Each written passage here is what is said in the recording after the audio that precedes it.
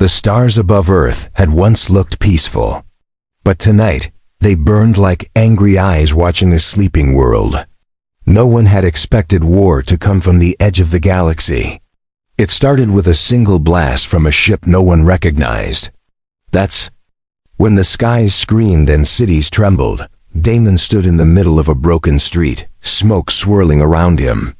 His delivery bag was still on his back, even though the restaurant he worked for no longer existed. Rubble covered the road.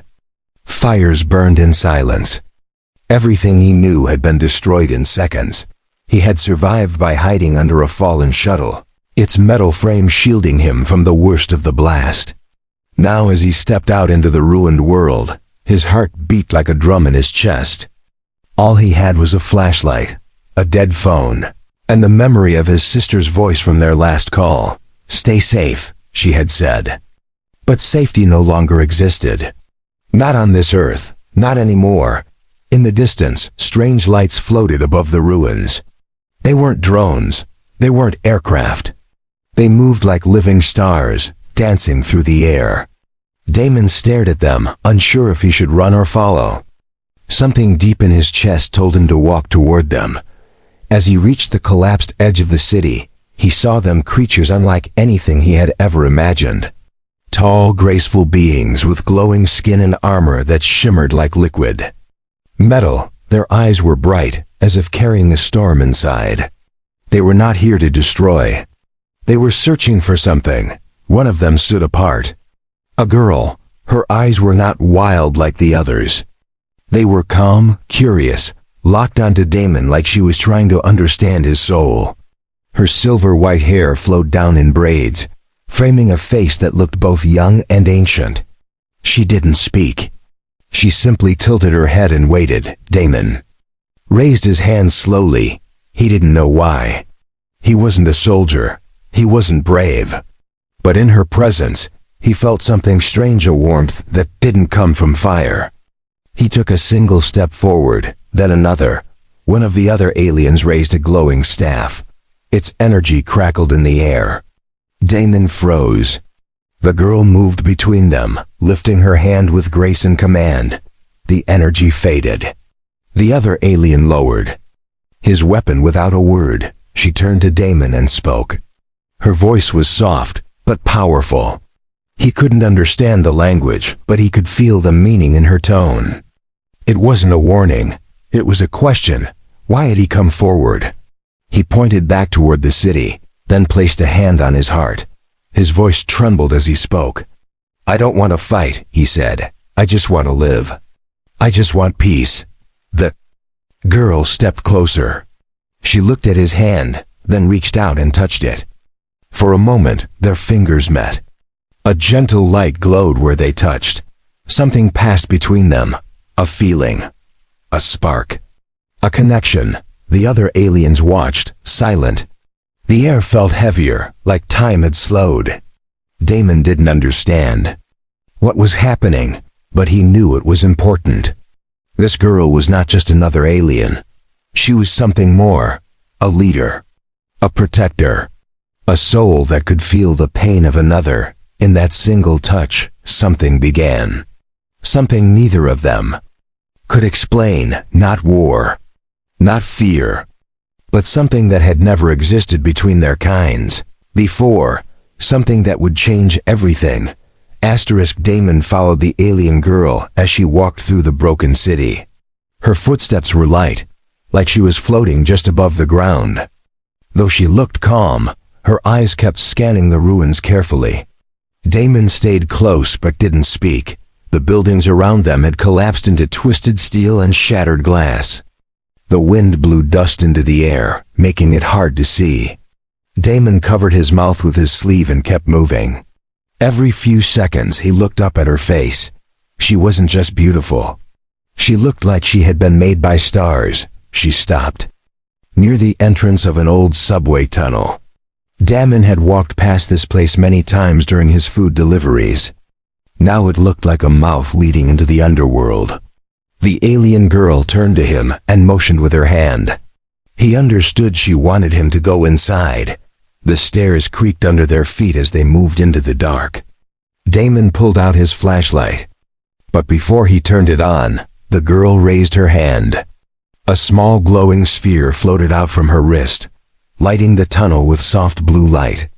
Damon stared at it, amazed by its warmth and color. Graffiti on the walls mixed with burn marks from alien weapons. The air smelled of dust, metal, and something sweet he couldn't explain. The further they went, the quieter it got. Even the war above seemed like a memory now. They reached a platform where old trains once stopped. On the far side, a small alien child sat near the wall, holding its knees to its chest. The girl rushed forward, speaking softly in her language. Damon stood back and watched. The child looked up. Its skin was a deep blue with glowing veins across its arms. When it saw the girl, its eyes lit up. The girl knelt beside the child and embraced it gently. Damon felt a weight in his chest. This wasn't an invasion. This was a rescue. He walked closer slowly, showing he meant no harm. The child looked scared at first, but the girl nodded toward Damon. The child relaxed. Damon knelt and offered a protein bar from his bag. The child sniffed it, then smiled. The girl said something again. Her tone was calm, musical, filled with something ancient and deep. Damon didn't understand the words, but he felt the meaning in his bones. She was thanking him. Damon looked around. "Why are you really here?" he asked. "Is this a war or something else?" She turned to him and pointed at the child, then at the destroyed ceiling above. She tapped her chest and then gently touched his heart. Somehow that simple motion explained everything. Her people had been hiding, running, trying to survive. The war wasn't started by them. Damon stood in silence. Everything he had been told was wrong. The aliens weren't monsters. They were survivors, refugees, and this girl was risking everything to save others. A sound echoed through the tunnel. Heavy boots. Damon's breath caught. Soldiers, not alien, human. He turned to the girl quickly. Her eyes widened. She grabbed the child and moved back behind a pillar. Damon stood up and walked toward the sound. He raised his hands and stepped into the open. "Don't shoot," he shouted. They're not enemies. A group of human soldiers came into view, weapons raised. Their faces were dirty, tired, and full of fear. One of them stepped forward. "Who are you talking about?" he asked. Damon didn't move. "There's a woman and a child. They're not attacking. They're hiding." The soldier looked past him. "Alien?" he said coldly. "They're just like us," Damon replied. "They're scared and they need help." Behind him, the girl stepped into the light. She held the child close. The soldiers stared at her glowing armor and silver hair. No one spoke. Time held its breath, and then the child reached out and held Damon's hand. The tunnel filled with silence, but not with hate. It was a silence of questions, of choices, of hearts deciding what kind of people they wanted to be. And in that moment, something deep shifted in Damon's soul. He had never believed in fate before, but now he did, because the voice in the ruins was hers, and it had changed everything. The human soldiers lowered their weapons slowly. They didn't fire, but their hands stayed close to their triggers. Damon kept himself between them and the alien girl. He didn't know what would happen next, but he had already made his choice. She saved a child, Damon said firmly. She didn't attack. She protected. You can see it for yourself. The lead soldier stepped forward. He had scars on his face and a patch on his arm that read Commander Rourke. His eyes were sharp and tired. He looked at the girl, then at the child, then back at Damon. She's an alien, Rourke said. And you're defending her. Why? Damon didn't move. Because she saved me too, he replied.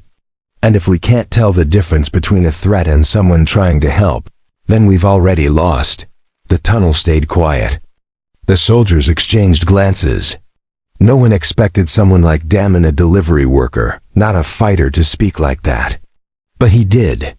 And it made them pause. The alien girl took a careful step forward. She reached into a pouch on her belt and pulled out a glowing crystal.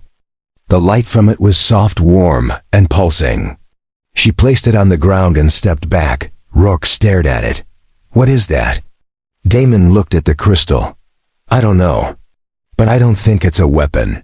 The child touched the crystal, and a holographic image burst into the air. It showed a star map, then images of cities burning, alien ships crashing, and her people running. The images told a story of flight, not war. One soldier lowered his gun completely. "They were running from something," he whispered. Another nodded. "They weren't attacking. They were escaping." Commander Rourke's jaw tightened. He didn't speak, but he didn't stop them either. Damon stepped beside the girl. "If we send them back out there, they'll die. And we'll be the monsters." The girl looked up at him. Her glowing blue eyes met his. There was no fear in them now. Only trust. Damon knelt beside her. "You understand me, don't you?" he asked softly. "Even if you don't speak our words." She nodded once. Suddenly, the sound of distant explosions echoed from the surface. Dust rained from the ceiling. The soldiers raised their heads. More ships were arriving. Damon's heart sank. The war wasn't over. Commander Rourke turned. "We can't stay here. If we move, they might follow." Damon shook his head. "We don't need to run. We need to help them." Rourke hesitated. Then he gave a short nod. "We'll bring them to base. But this doesn't leave my report." "Not yet." Two soldiers stepped forward. One helped the alien child. The other handed Damon a water bottle. The group started moving, climbing the old stairs back to the broken streets above. When they reached the surface, everything had changed. More smoke, more lights in the sky.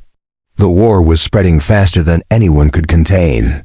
But in the middle of all that, Damon looked at the girl walking beside him. She didn't hold his hand, but their arms touched lightly with each step. They walked as if they belonged in the same world. The girl turned her face toward him. Her eyes searched his expression like she was reading his soul. And then she smiled. Damon felt his chest tighten. Not with fear, not with worry, but with something new, something he hadn't felt since before the sky turned red. Hope. Damon walked beside the alien girl as they entered the underground human base. The tunnels were cold, lit by flickering emergency lights. Soldiers stood along the walls, watching every move she made. Still, she didn't flinch or act afraid. Her presence was calm, like she trusted Damon to protect her. She held the child's hand gently, keeping close as they passed through security gates. Alarms didn't go off. The scanning machines blinked green. Damon wondered if her kind had learned how to hide from machines, or if she was simply not a threat. Inside the base, people whispered. No one had seen an alien up close before, not like this, not walking beside a human without chains. Damon could feel the weight of every stare, but he ignored them. He only watched her. A woman in a lab coat stepped forward. "I need to examine her," she said to Commander Rourke. "For safety. She's not a test subject," Damon said quickly. "She's a guest." The scientist looked annoyed, but Rourke raised a hand. "Let her rest. She hasn't done anything wrong."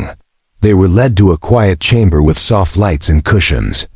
The girl sat down slowly, still holding the child close. Damon stayed near, watching her breathe, watching the way her fingers traced soft circles on the child's back. He realized he didn't even know her name. They had walked through danger together. They had shared silence and understanding. But no words had passed between them that he could truly understand. He knelt in front of her. "Can you tell me your name?" he asked. The girl tilted her head. Her silver hair fell across her shoulder like silk. She touched her chest gently, then pointed at him. Damon shook his head and smiled. "I'm Damon." She stared at him for a moment. Then her lips moved. She tried to say it. "Daman." His heart skipped. It was the first time he had heard her speak in his language. Her voice was soft and slow but clear. It wasn't just a sound. It was connection. He nodded, smiling. "Yes, Damon." She tapped her chest again. "Illyra." Damon whispered her name like it was something sacred. "Illyra." The child giggled and repeated both names. "Illyra, Damon." The room felt warmer. Something unspoken grew between them. Not just friendship, not just trust. Something deeper, like invisible threads pulling their hearts closer. Outside the chamber, soldiers still argued about what to do next. The war was spreading fast. Alien ships kept appearing, but not all of them belonged to Illyra's kind. There were others, darker, harsher, ones that brought death, not hope. Inside the chamber, Illyra stood and walked toward Damon. She placed her hand on his heart again, the same way she did in the subway tunnel. Her touch was light, but her eyes were filled with emotion. She whispered something in her own language. Damon didn't understand the words, but he understood the feeling. It was a promise. Later, Rourke entered the room. "We need to move you." "Both. The enemy found our location," Damon nodded. "We'll go. But she stays with me. No more hiding her like a prisoner." Rourke didn't argue. He simply handed Damon a small device. "This translates languages." "Give it to her." Damon placed the device on Illyra's wrist.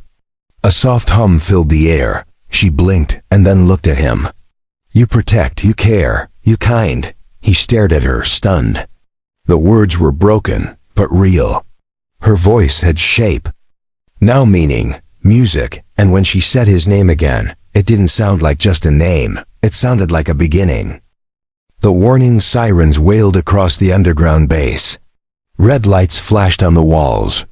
Soldiers rushed to their stations while loudspeakers echoed urgent orders. Outside, the enemy ships had finally arrived. This time, they weren't searching. They were attacking. Damon grabbed Illyra's hand and pulled her through the metal corridor. The child ran beside them, struggling to keep up. Behind them, explosions shook the walls. Dust fell from the ceiling. The base was no longer safe. Commander Rourke shouted from across the hallway. "Get them to the evac zone." "Go!" A young soldier opened a secure door and waved them in. "This way," he called. Damon nodded and led Illyra and the child inside. The room was filled with people trying to board transport shuttles. Fear hung in the air like smoke. Illyra looked back at the hallway they had come from. Her eyes were calm, but her jaw was tight. She wasn't afraid for herself. She was worried for her people. She knew more was still trapped above. One of the shuttles roared to life. The child was lifted in by a soldier. Damon turned to Illyra. "You have to go. Take the child and leave." She didn't move. Her hand squeezed his. She shook her head. Her voice came out low and steady. "You stay." "I stay." Before Damon could reply, a massive shockwave slammed into the base. The ground split, and the shuttle crashed sideways. Sparks flew. Fire erupted from the control panels. Screams filled the air. Damon pulled Illyra and the child away from the flames. The shuttle was no longer usable. The exit was blocked by rubble. Panic spread through the crowd. Everyone began pushing toward the backup corridor. Rourke appeared, coughing through smoke. "We're not going to make it out that way," he shouted. "They've blocked all paths." Illyra stepped forward. She opened a small device on her wrist and tapped its surface. A holographic map appeared in midair. She pointed to a hidden tunnel beneath the base. Damon looked at her in surprise. "She knew this place had another exit," Damon said. "She studied us." Rourke stared at the map. "That route leads to the surface, but it's unstable. No one's used it in years. We don't have a choice," Damon replied. With Illyra leading, they moved quickly through a side door. The tunnel was dark and narrow. Pipes lined the ceiling. The smell of fuel and rust burned their noses. Behind them, the base continued to shake. Illyra's glowing wrist light lit the path. She walked without fear, even as the walls creaked around. The child clung to her cloak. Damon followed close behind, helping others keep up. They reached a collapsed section. Damon crawled through a tight space and began pulling others through. Illyra handed the child forward carefully. Then she followed, her armor scraping against the rock. Rourke was the last to pass through. Just as he crawled out, the tunnel behind them collapsed. Rocks buried the path completely. No one looked back. Ahead was a ladder leading up to a sealed hatch. Damon climbed first. He pushed with all his strength. The hatch opened, and sunlight poured in, real sunlight. The first in days, one by one, they climbed out. They were in the ruins of an old transport station. The roof was gone. The sky was open. And above them, they saw it. A massive alien warship hovered in the clouds. But it wasn't Illyra's. Its shape was sharper, its color darker. Damon felt the chill in his bones. This was the real enemy. Illyra stepped beside him. Her face turned hard. She pointed upward and spoke one word. Zadrak. Damon didn't know the name, but he understood the meaning. Whoever they were, they had caused all of this. They had chased her people across the stars. They had brought fire to Earth. And now, the fire was here. The shadow of the Zadrak warship spread across the ruins like a storm. Its engines roared above, making the ground shake. People below scrambled for cover. Damon pulled Illyra and the child behind a fallen wall as a beam of light scanned the streets. "They're searching," Rourke said as he crouched beside them, not firing yet. "They want something." Illyra stared at the ship. Her jaw tightened. She opened her wrist device and tapped rapidly. A projection appeared, showing a message in her language. Damon couldn't read it, but she translated with her eyes. "They want her," Damon guessed. "They're tracking her," Illyra nodded. Once. Then she turned to the child and knelt. She touched the small alien's face, gently wiping away tears. The child clung to her hand and whispered something in a trembling voice. Damon watched closely. Illyra's face showed pain. Not from fear, but from knowing what she had to do.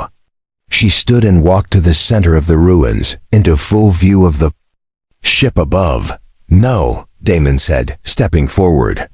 "Don't give yourself to them." She looked at him with steady eyes. "They stop if I go. They won't stop," Damon said. "They'll destroy everything." "You know that." Rourke stepped forward. "He's right. We can't trust them. But if we fight here, people will die." Illyra hesitated. Then she pointed to the ground. A glowing shape lit up beneath the dust. It was a symbol. Ancient, alien, a forgotten beacon buried under Earth long ago. "They're here for this," Damon said. "Not just her. They want the beacon." Illyra nodded. She placed her palm on the surface. The symbol lit brighter. A low hum rose through the air. Damon felt it in his bones. It wasn't just a message. It was power. "They can't get this," Rourke said. "If they do, Earth's gone." Illyra looked at Damon. "Must destroy." "But how?" he asked. "If we destroy it, won't you lose something too?" She lowered her head. Her hands trembled slightly. "My people. Our home. All tied to beacon." The choice hit Damon like a punch. She could save Earth, but only by cutting off her own people from whatever hope they had left. It wasn't just sacrifice. It was loss on a level he couldn't imagine. He stepped closer. "You don't have to do this alone." Illyra reached for his hand, their fingers locked. The light beneath their feet responded, rising in brightness. The beacon had sensed their bond. Rourke turned away. "You two decide. But do it fast." The warship above moved. Its weapons began to glow. The countdown had started. Damon looked at Illyra. Her eyes were already on his. Deep inside them, he saw something human. Not just fear, not just strength, but love. "Then let's do it together," Damon said. she raised her free hand and pressed 2 fingers to the beacon. Damon placed his other hand beside hers. The symbol flared. A pulse shot into the sky, striking the warship. The ship shook violently. Sparks flew from its sides. Then a loud explosion cracked the air. The beacon cracked as well, splintering beneath their feet. The power was leaving it. The Zadrak ship tilted, smoke pouring from its engines. It began to retreat, disappearing behind the clouds. For now, Earth was safe. Damon fell to his knees, breath shaking. Elira dropped beside him, holding the child close. The beacon was gone. Her people's connection had been severed, but her hand never left his, and in that broken silence, he understood something powerful. He hadn't just saved Earth. He had chosen her. The sky was calm again, but the air still carried the weight of battle. Smoke drifted across the ruined streets, blending with the early morning mist. Damon sat beside Elira on the broken steps of a building. Neither of them spoke for a long time. Birds flew past the blackened rooftops. The world was damaged but not lost. People came out from bunkers and shelters, their faces covered in ash but their eyes open with wonder. They had survived something that should have ended everything. Elira watched the horizon. Her hands rested on her knees. The child she had rescued was asleep beside her, wrapped in Damon's jacket. Damon glanced at her face. Even now with her armor scratched and her hair tangled, she looked brighter than the sky. Commander Rourke approached quietly. "The rest of the Zadrak forces retreated," he said. "For now at least," Damon nodded. "They'll be back, won't they?" Rourke looked tired. "Maybe, but we'll be ready next time."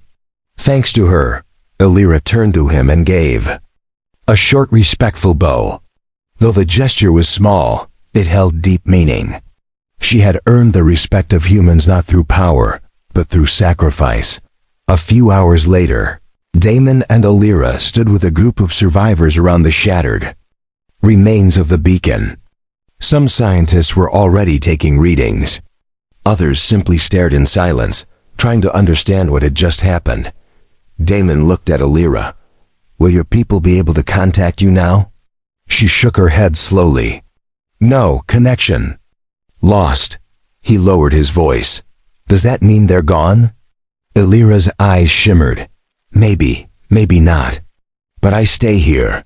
He stepped closer. "Why?" She looked up at the sky, then back at him. "Because you are here," the words struck deep. Damon felt something in his chest shift.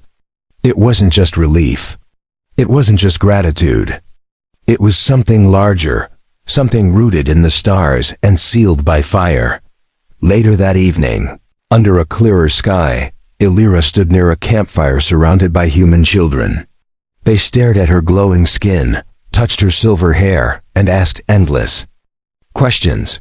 She smiled and answered patiently using the translation device. Damon watched her from a distance. The wind carried her laughter across the night air. For a moment, he didn't feel like a survivor. He felt like a witness to something rare and beautiful. He walked over to her and handed her a small piece of bread. She took it carefully, nodding with thanks. Then she pointed to the stars above.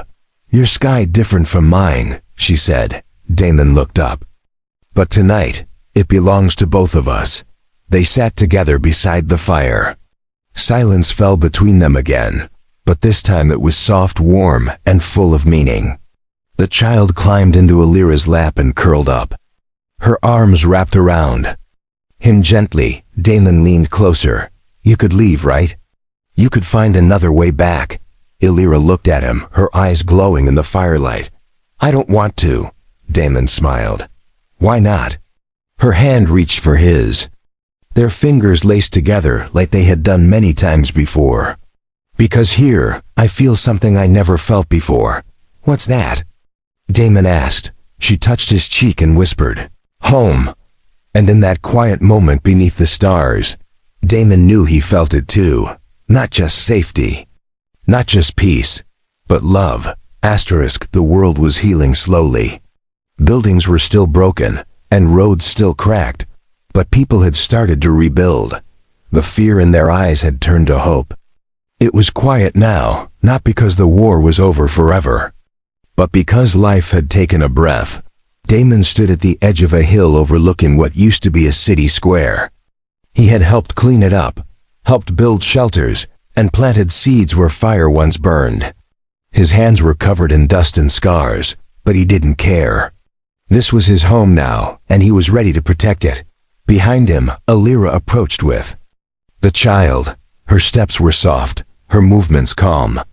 She wore no armor now, only simple clothing given by the humans. Her hair was tied back, and her eyes held peace. When she smiled at Damon, he felt the whole world quiet inside him. They sat together on a large stone that had once been a monument. The child played nearby, drawing shapes in the dirt with a stick. Birds sang in the trees that had somehow survived. All the burning. Alira looked around and breathed in the air. "It smells clean," she said gently. Damon nodded. "Better than before. Still has ash, but the wind feels new." She leaned closer to him. "You still think of the stars?" He glanced up, "Sometimes. But mostly I think of what's right in front of me." She watched him quietly. Then she reached into the pouch at her side and pulled out a small, glowing stone. It was shaped like a teardrop, with colors that shifted in the light. She placed it in his hand. "What is it?" he asked. "Gift," she said. "From my mother." "A promise." Damon held it carefully. "A promise for what?" Alira took a long pause before answering. Her voice was soft and steady. "That even far from our son, we can still find love." His heart thumped in his chest. He had never been good with words, not when it came to feelings. But right now, the words were already there, waiting. He turned to her slowly. "Alira, I don't know what comes next. Maybe more war, maybe peace. But I know one thing." She looked into his eyes. Her hands rested on her knees. She was listening completely. He took a deep breath. "I wish I could marry you." The wind stilled. Even the birds seemed to fall silent. The child paused and looked toward them. Alira blinked once, then twice. A strange look crossed her face, somewhere between surprise and understanding. She reached for his hand and squeezed it. Then she stood and stepped in front of him. Her glowing eyes shimmered like the stars he once dreamed of. And then finally she spoke. "My answer is yes." Damon stood slowly, unsure if he had heard her right. But the look in her eyes was clear. The world around them disappeared in that moment. It didn't matter who she was or where she came from. She was here. She had chosen him. The child laughed and clapped without knowing why. The sky above turned a deeper blue. The sunlight warmed the ground. And Damon felt something settle inside him that he didn't know he was waiting for. They stood there, hand in hand, surrounded by ruins and hope. Humans and aliens gathered nearby, watching quietly. No one questioned it. No one objected. Because something greater than war had been born from all the wreckage. Love had survived, and the stars would remember.